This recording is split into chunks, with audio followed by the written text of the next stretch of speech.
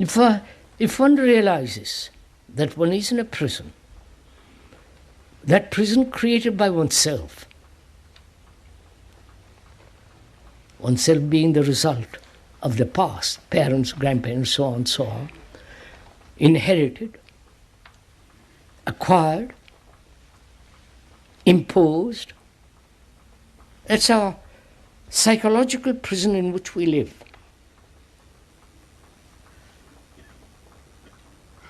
And naturally, the natural instinct is to break through that prison.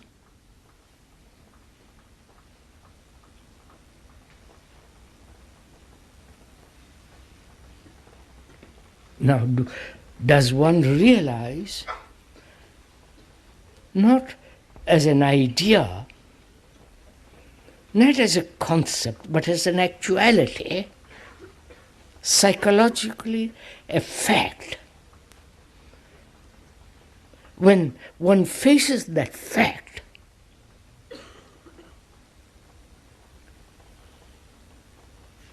why is it even then there is no possibility of change? You understand my...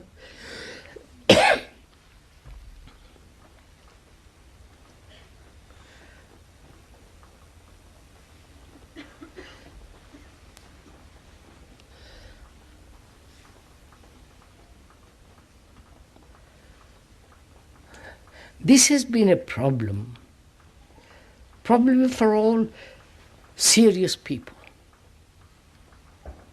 for all people who are concerned with what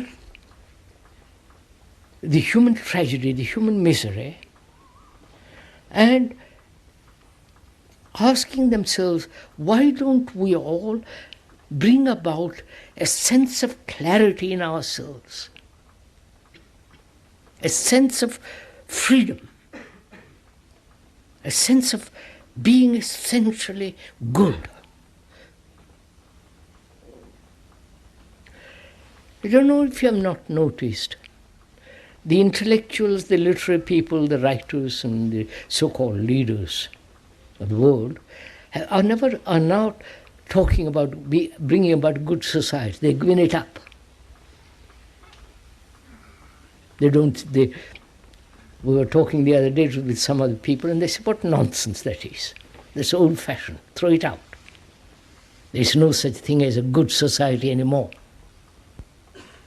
This is Victorian, stupid, nonsensical. We have to accept things as they are and live with them. And probably with most of us it's like that.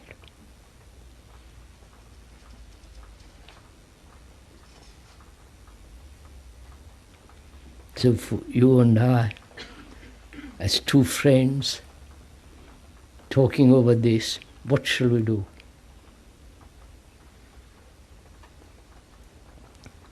Authority of another doesn't change, doesn't bring about this change, right? If I accept you as my authority, because I want to bring about a revolution in myself, and so perhaps bring about a good society, the very idea of my following you as you're instructing me, that ends good society. I wonder if you see that.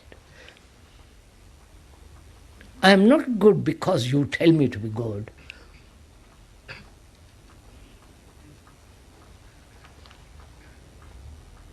Or I accept you as the supreme authority over righteousness, and I follow you. The very acceptance of authority and obedience is the very destruction of good society. Isn't that so? I wonder if you see this. Can we? Need we go further into this matter? If I have a guru, thank God I haven't got one. If I have a guru and I followed him, what have I done to myself? What have I done in the world? Nothing. He tells me some nonsense, how to meditate this or that, and I'll get marvelous experience or levitate on all the rest nonsense. And my intention is to bring about a good society where we can be happy, where there is a sense of affection, a relationship, so that there is no barrier. That's my longing. I go to you as my Guru, and what have I done? I've destroyed the very thing that I wanted.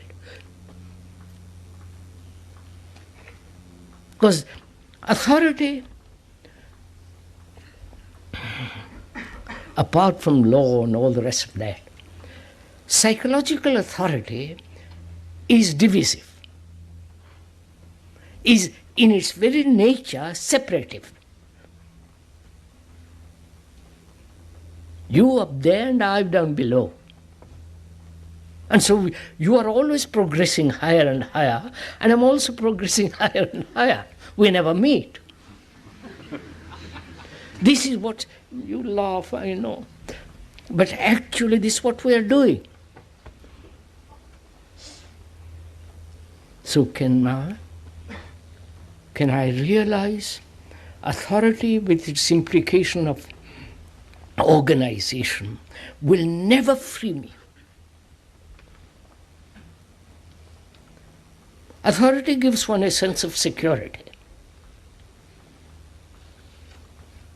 I don't know, I'm confused, you know, perhaps, at least I think you know. That's good enough for me.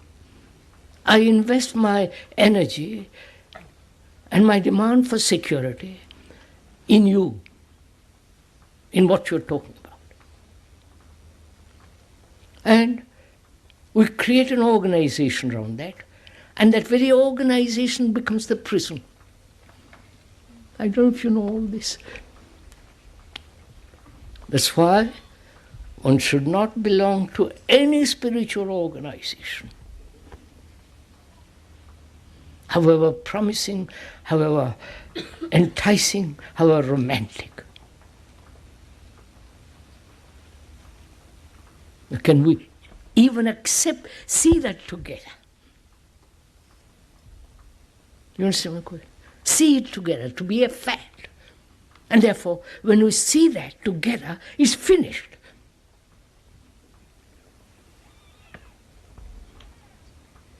Seeing that the very nature of authority, with its organization, religious and otherwise, is separative, and obedience, setting up the hierarchical system, which is what is happening in the world, and therefore which is part of the very destructive nature of the world. Seeing the truth of that, throw it out. Can we do that? So that none of us, so that none of us belong to any spiritual organizations. That in religious organizations, Catholic, Protestant, Hindu, Buddhist, none.